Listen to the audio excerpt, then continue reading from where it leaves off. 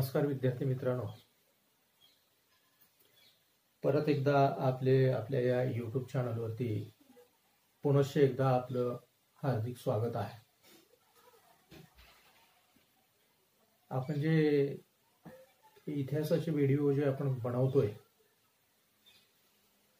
या व्हिडिओना लाईक करा, सबस्क्राईब करा आणि शेअर करा, जेणेकरून प्रत्येक विद्यार्थ्यापर्यंत हा व्हिडिओ जाईल आणि अभ्यासातील त्यांची गैरसोय या ठिकाणी दूर होण्याचा प्रयत्न होईल. तर विद्यार्थी मित्रांनो, आपण इतिहासामध्ये 7 चॅप्टर पाहिले होते. आज आपण पुढील प्रकरण अभ्यासणार आहोत. प्रकरण क्रमांक आहे 8. प्रकरण क्रमांक आहे 8 आणि नाव आहे जागतिक महायुद्धे आणि भारत. जागतिक महायुद्धे आणि भारत. आता पहा, जगामध्ये लढली गेलेली 2 महायुद्ध आणि या 2 महायुद्धामध्ये मग ती 2 महायुद्ध कशा पद्धतीने जागतिक स्तरावरती लढली गेली आणि भारताची स्थिती या महायुद्धाच्या दरम्यानची काय होती, किंवा भारताची भूमिका या महायुद्धाच्या संदर्भातली काय होती. आता पहा, 20वे शतक जर आपण पाहिलं तर 20व्या शतकामध्ये ही 2 महायुद्ध लढली गेली, जी की 20व्या शतकाच्या सुरुवातीच्या कालावधीमध्ये ही लढली गेली. आणि त्यामुळे आपण म्हणूया 20व्या शतकाच्या सुरुवातीला साधारणतः जागतिक पातळीवरती 2 महायुद्ध लढली गेली आणि या महायुद्धानं आपण म्हणूया की जग बदललं. 2 महायुद्ध लढली गेली, या महायुद्धामुळे जग बदललं. भारतावर या जागतिक महायुद्धाचा परिणाम काय झाला, कशा पद्धतीचा झाला, या संदर्भातली माहिती आपण या 8व्या प्रकरणामध्ये घेणार आहोत. जागतिक महायुद्धे आणि भारत. तर विद्यार्थी मित्रांनो, यातला पहिला भाग आपण अभ्यासूया. तो पहिला भाग आहे पहिले महायुद्ध. जागतिक स्तरावरती लढलं गेलेलं पहिलं महायुद्ध. त्याचा कालावधी आहे 1914 ते 1918. 1914 ते 1918 या कालावधीमध्ये जागतिक स्तरावरती हे पहिलं महायुद्ध या ठिकाणी लढलं गेलं.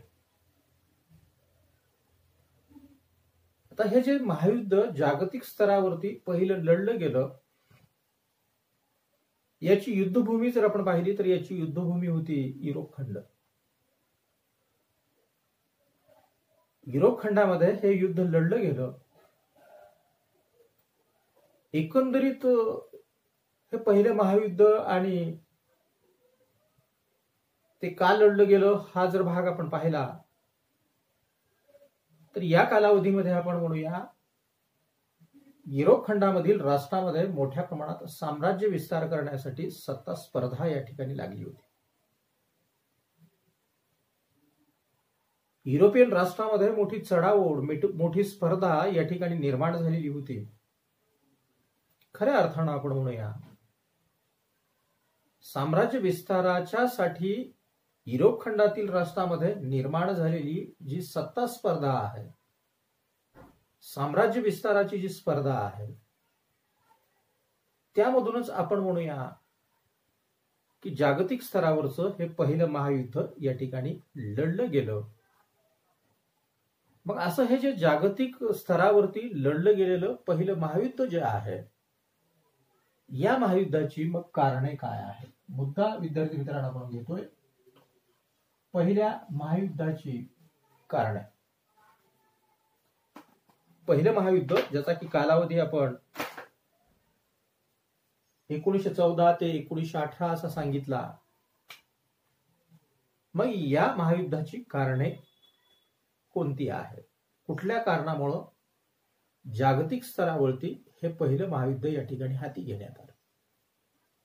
पहिलं कारण आपल्याला सांगता येतं, साम्राज्य विस्ताराची गरज. साम्राज्य विस्तार. आता मूळ आपण या ठिकाणी पाहिलं की या पहिल्या महायुद्धाची युद्धभूमी काय होती, तर युरोप खंड होती. आणि युरोप खंडामधील राष्ट्रामध्ये आपण प्रस्तावनेमध्ये पाहिलं की साम्राज्य विस्तारासाठी चढाओढ आणि स्पर्धा मोठ्या प्रमाणात लागलेली होती. याबरोबर आणखीन एक बाब आपल्याला या साम्राज्य विस्ताराच्या गरजेच्या संदर्भामध्ये सांगता येते, ती म्हणजे 19व्या शतकाच्या उत्तरार्धामध्ये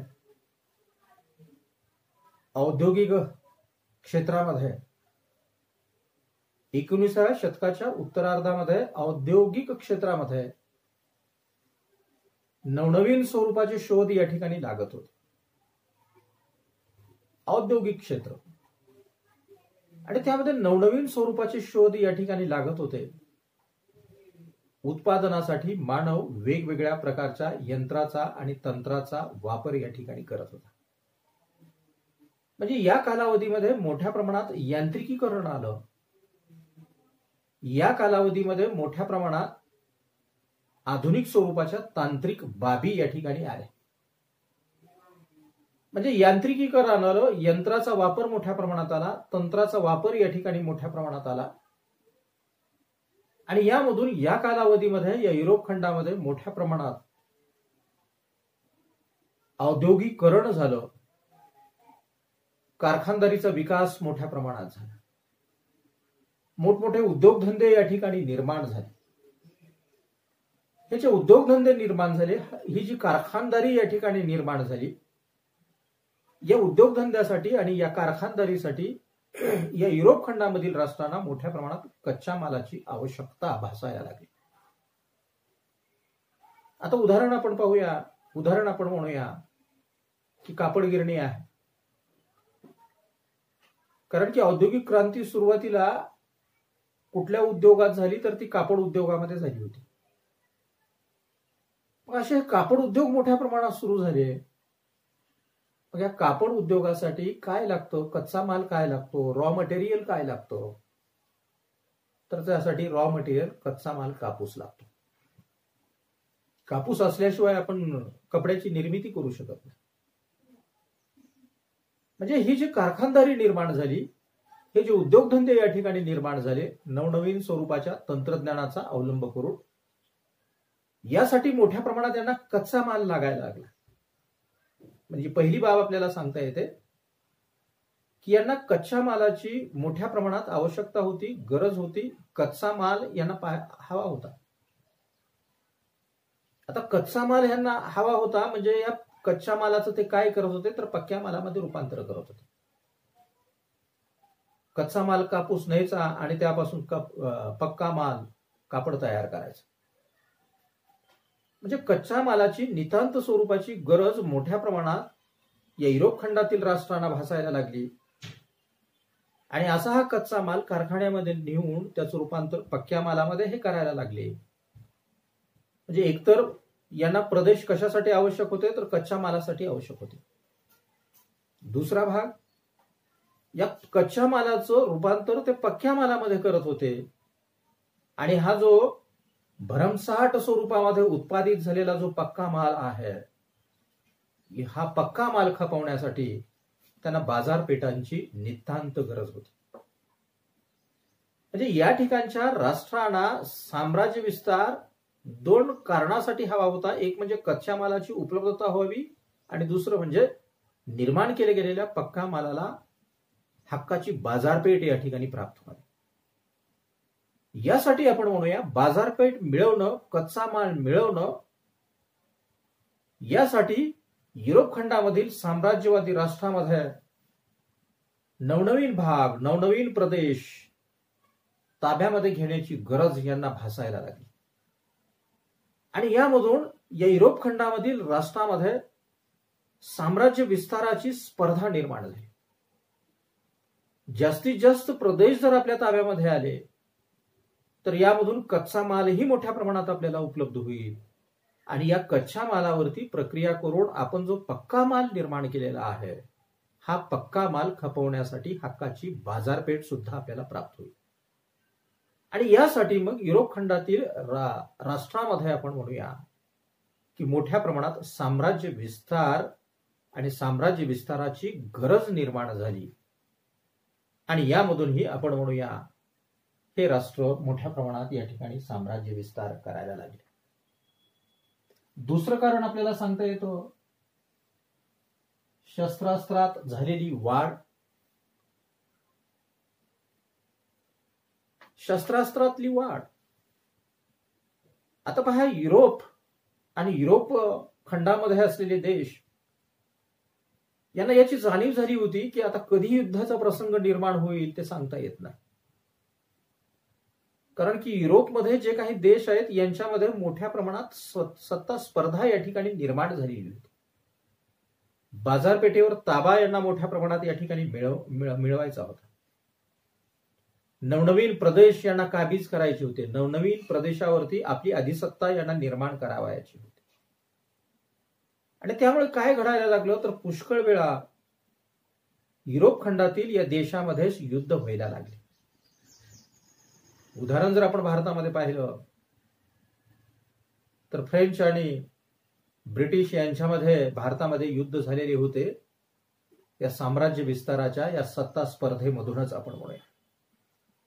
आणि त्यामुळे मग युरोप खंडामधील जी मोठी राष्ट्र होती, जी बडी राष्ट्र होती, यांनी आपलं सैन्य बळ वाढवायला सुरुवात केली, आपलं शस्त्र बळ वाढवायला सुरुवात केली, आपली लष्करी ताकद या ठिकाणी हे वाढवायला लागले. म्हणजे शस्त्रास्त्रामध्ये मोठ्या प्रमाणात वाढ करण्यावरती या ठिकाणी या युरोप खंडामधील राष्ट्रांमध्ये मोठ्या प्रमाणात स्पर्धा या ठिकाणी निर्माण झाली. आणि त्यामधूनही आपण म्हणूया की हे पहिलं महायुद्ध जागतिक स्तरावरती निर्माण झालं. तिसरं कारण विद्यार्थी मित्रांनो आपल्याला सांगता येतं गटबाजीचे धोरण. गटबाजी. आता हा युरोप खंड आणि युरोप खंडामध्ये असलेले हे देश, आता पहा, युरोप खंडानं जगामध्ये आपला साम्राज्य विस्तार केला होता. यामध्ये आफ्रिका खंड असेल, आशिया खंड असेल. या आफ्रिका आणि आशिया खंडामध्ये मोठ्या प्रमाणात या युरोप खंडामधील राष्ट्रांनी आपलं साम्राज्य निर्माण केलं होतं. मग इंग्लंड असेल, फ्रान्स असेल, रशिया असेल, पोर्तुगाल असेल, हॉलंड असेल, बेल्जियम असेल, स्पेन असेल, या सगळ्याच राष्ट्रांनी आपल्या वसाहती आफ्रिका खंड आणि आशिया खंडामध्ये या ठिकाणी निर्माण केल्या होत्या. आपला साम्राज्य विस्तार त्यांनी केला होता. आता हे पहिलं महायुद्ध आणि पहिल्या महायुद्धापूर्वीची स्थिती युरोप खंडाची जर आपण पाहिली तर इंग्लंड आहे, जर्मनी आहे, ऑस्ट्रिया आहे, हंगेरी आहे, रशिया आहे, फ्रान्स आहे, इटाली आहे, यासारखे प्रमुख राष्ट्र या पहिल्या महायुद्धाच्या पूर्वी या युरोप खंडामध्ये अस्तित्वात होते. आणि यामधूनच या राष्ट्रामध्ये परस्पर विरोधी या ठिकाणी गट निर्माण व्हायला सुरुवात झाली. परस्पर विरोधी गटांची निर्मिती या ठिकाणी व्हायला सुरुवात झाली.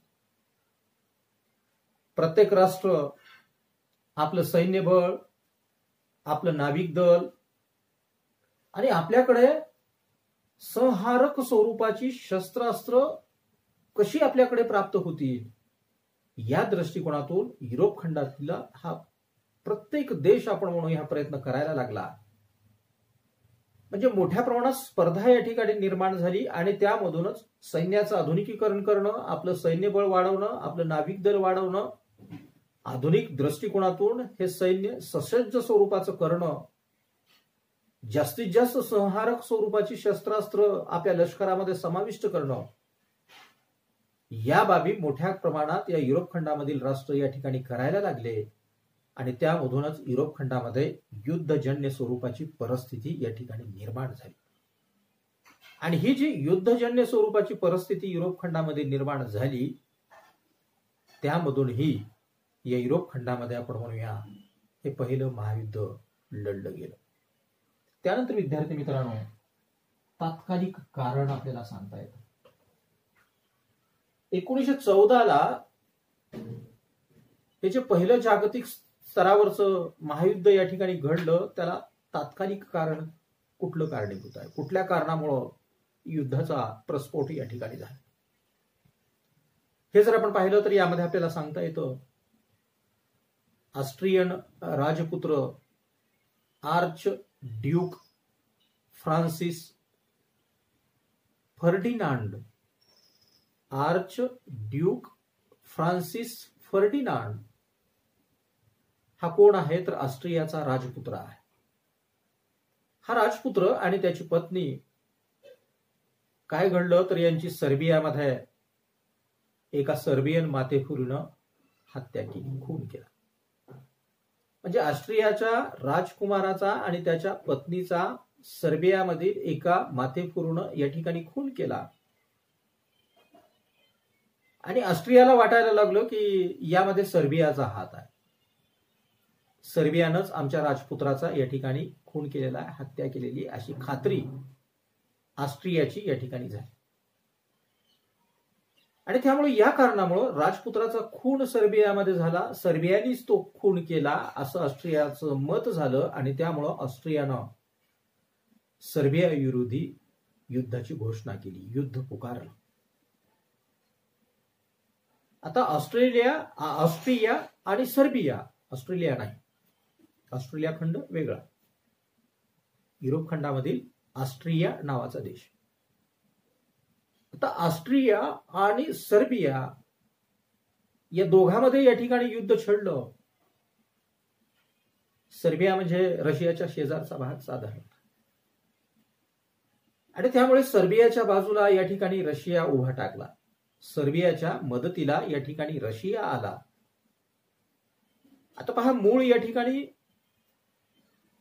ऑस्ट्रिया आणि सर्बिया यांच्यामध्ये हा युद्धाचा भडका उडाला होता, परंतु यामध्ये आता या दोघच राहिले नाहीत, तर या दोघाच्या बाजूनही युरोप खंडामधले अनेक देश या ठिकाणी उतरायला लागले. जसे की आपण म्हटलं, सर्बियाच्या बाजूनं रशिया या ठिकाणी आला, ऑस्ट्रियाच्या बाजूनं हंगेरी या ठिकाणी मैदानामध्ये आलं, सर्बियाच्या विरोधी त्यांनी दडपशाहीला प्रारंभ केला.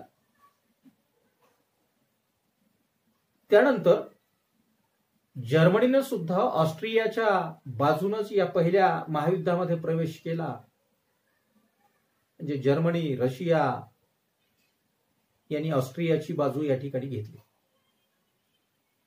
आणि जर्मनीनं ऑस्ट्रियाची बाजू या ठिकाणी घेऊन युरोप खंडामधीलच एक देश आहे ज्याचं की नाव आहे बेल्जियम, जे की तटस्थ स्वरूपाचं राष्ट्र होतं, कुठल्याही गटामध्ये ते नव्हतं. अशा बेल्जियमवरती जर्मनीनं हल्ला केला आणि बेल्जियम आपल्या वर्चस्वाखाली या जर्मनीनं या ठिकाणी आणलं. अशा या बेल्जियमला मग इंग्लंडनं पाठिंबा दिला, आणि त्यामुळं इंग्लंडनं जर्मनी विरोधी युद्ध पुकारलं. म्हणजे साधारणतः आपण म्हणूया की युरोप खंडामध्ये सरळ सरळ आता युरोप खंडाची विभाजन दोन गटामध्ये झालं, आणि दोन गट आता आमने सामने या ठिकाणी थांबले. आता हे दोन गट जर आपण पाहिले तर या दोन गटामध्ये आपल्याला सांगता येतं, एका गटाला म्हटलं जातं अक्षराष्ट्रे, एका गटाला म्हटलं जातं अक्षराष्ट्रे. यामध्ये आहे जर्मनी, ऑस्ट्रिया, तुर्कस्तान, बल्गेरिया. पहा, अक्षराष्ट्र आणि त्यांचा गट, जर्मनी आहे, ऑस्ट्रिया आहे, तुर्कस्तान आहे आणि बल्गेरिया आहे. या गटाच्या समोर जो दुसरा गट होता त्याला मित्र राष्ट्र अथवा दोस्त राष्ट्र असं संबोधलं जात होतं. यामध्ये आहे England, France, Russia, Italy. Italy जी की उशिरा आला. इंग्लंड आहे, फ्रान्स आहे, रशिया आहे, इटाली आहे. म्हणजे युरोप खंडाचं विभाजन या पद्धतीनं या दोन गटामध्ये झालं. एक आहे अक्षराष्ट्र आणि दुसरा आहे मित्र राष्ट्र. अक्षराष्ट्रामध्ये जर्मनी, ऑस्ट्रेलिया, तुर्कस्तान, बल्गेरियाचा समावेश होता, तर मित्र राष्ट्रामध्ये इंग्लंड, फ्रान्स, रशिया आणि इटाली या देशांचा समावेश होता. मग अशा पद्धतीनं या दोन गटामध्ये या ठिकाणी युद्ध निर्माण झालं. इटाली या युद्धामध्ये दोस्त राष्ट्राच्या बाजूनच सहभागी झालं. महायुद्धाच्या अखेरच्या काळात अमेरिकेनं सुद्धा या पहिल्या महायुद्धामध्ये या ठिकाणी उडी घेतली. आणि या पद्धतीनं मग हे युद्ध या दोन गटामध्ये या ठिकाणी लढलं जाऊ लागलं. यामध्येच मग 1916 ला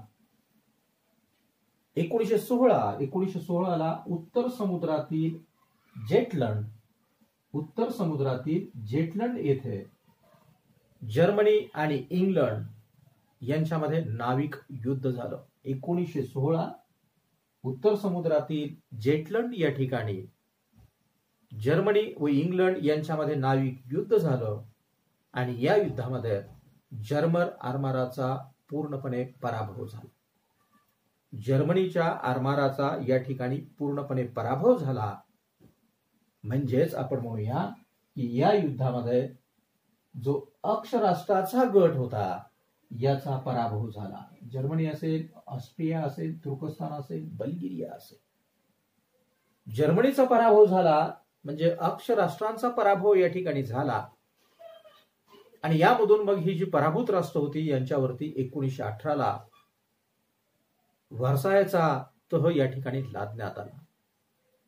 व्हर्सायचा तह या ठिकाणी त्यांच्यावरती लादण्यात आला. आणि या पद्धतीनं आपण म्हणूया की जेथे राष्ट्र या ठिकाणी ठरलं, England, France, Russia, Italy, America हे जेथे राष्ट्र या ठिकाणी ठरले. आणि या पद्धतीनं हे जे पहिलं महायुद्ध होतं, या पहिल्या महायुद्धाचा शेवट 1918 ला व्हर्सायच्या तहानुसार हे पहिलं महायुद्ध या ठिकाणी संपन्न झालं. आता पहा, हे पहिलं महायुद्ध या ठिकाणी जे संपन्न झालं ते संहारक स्वरूपाचं होतं. मोठ्या प्रमाणात या पहिल्या महायुद्धामध्ये वित्तहानी आणि जीवितहानी ही मोठ्या प्रमाणात या ठिकाणी झाली होती. युरोप खंडाला मोठ्या प्रमाणात याची झळ या ठिकाणी बसलेली होती. आणि यामधून मग काही राष्ट्रांनी या ठिकाणी धडा घेतला. आणि पुन्हा या युद्धासारखा प्रसंग या ठिकाणी निर्माण होऊ नये, युद्धजन्य स्वरूपाची परिस्थिती परत निर्माण होऊ नये, यासाठी या ठिकाणी एक संघटन आलं. त्या संघटनेचं नाव आहे, विद्यार्थी मित्रांनो, राष्ट्रसंघाची स्थापना. राष्ट्रसंघ. तर पहा, पहिलं महायुद्ध आपण म्हटलं की ज्यामध्ये मोठ्या प्रमाणात जीवित आणि वित्तहानी झाली. याची युद्धभूमी काय होती तर युरोप खंड याची युद्धभूमी होती. मग असा हा प्रसंग जगावरती परत येऊ नये, युरोप खंडावरती परत येऊ नये, युद्धजन्य स्वरूपाची परिस्थिती परत निर्माण होऊ नये, जागतिक स्तरावरती परत युद्ध होऊ नये, यासाठी उपाययोजना करणं गरजेचं आहे, असं या ठिकाणच्या सर्वच राष्ट्रांना वाटायला लागलं. कारण की युद्ध ही बाब चांगली नाही, ज्यामधून मोठ्या प्रमाणात जीवितहानी होते, वित्तहानी होते. आणि त्यामुळे असा हा युद्धाचा प्रसंग पुन्हा कुठल्याच राष्ट्रावरती येऊ नये, यासाठी उपाययोजना करणं अशी या ठिकाणच्या राष्ट्रांची भावना झाली. यावेळेस अमेरिकेचे राष्ट्राध्यक्ष होते वुड्रो विल्सन. वुड्रो विल्सन हे शांतता प्रेमी व्यक्ती होता. हा ध्येयवादी स्वरूपाचा व्यक्ती होता. आणि त्यामुळे त्यांनी अशी सूचना केली की सर्व प्रमुख राष्ट्रांनी मिळून एकत्रित येऊन एखादं संघटन स्थापन करावं. सर्वच राष्ट्र एकत्रित यावे आणि एखादं संघटन त्यांनी स्थापन करावं. आणि राष्ट्रामध्ये निर्माण होणारा वाद, राष्ट्रामध्ये निर्माण होत असलेला संघर्ष, राष्ट्रामध्ये निर्माण होत असलेला कलह समोपचारानं, वाटाघाटीच्या द्वारे या ठिकाणी सोडवावा, यासाठी एखादं संघटन या ठिकाणी असावं, जेणेकरून जगामध्ये शांतता या ठिकाणी प्रस्थापित होईल. यासाठी एखादं संघटन असावं असं वुड्रो विल्सन यांनी आपलं मत मांडलं. युरोप खंडामधील राष्ट्राचीही याला संमती होती. आणि यानुसार मग राष्ट्रसंघ नावाचं संघटन या ठिकाणी स्थापन झालं. राष्ट्रसंघ नावाचं संघटन या ठिकाणी स्थापन झालं. यामध्ये या पहिल्या महायुद्धामध्ये पराभूत झालेलं जर्मनी असेल, ऑस्ट्रिया असेल, यांना मात्र या राष्ट्रसंघामध्ये प्रवेश दिला नाही. त्यांना प्रवेश नाकारण्यात आला. अमेरिकेनं जरी राष्ट्रसंघाची संकल्पना या ठिकाणी सांगितली असली, मांडली असली, तरी अमेरिकेनंही राष्ट्रसंघाचं सदस्यत्व या ठिकाणी स्वीकारलं नाही. तो राष्ट्रसंघामध्ये आला नाही. आणि त्यामुळं इंग्लंड आणि फ्रान्स सारख्या देशाचंच या राष्ट्रसंघावरती वर्चस्व राहिलं असं आपल्याला म्हणता येतं. अमेरिका यामध्ये नव्हता, जर्मनी यामध्ये नव्हता, ऑस्ट्रिया यामध्ये नव्हता, किंवा पराभूत राष्ट्र यामध्ये नव्हती. आणि त्यामुळे वर्चस्व कुणाचं राहिलं तर इंग्लंड आणि फ्रान्स यांचंच राहिलं. या पद्धतीनं जागतिक स्तरावरती राष्ट्रसंघ नावाची आंतरराष्ट्रीय संघटना मात्र विद्यार्थी मित्रांनो या ठिकाणी स्थापित झालेली दिसून येते. विद्यार्थी मित्रांनो, हा पहिल्या महायुद्धाचा भाग या ठिकाणी संपतोय. आपण या ठिकाणी थांबूया.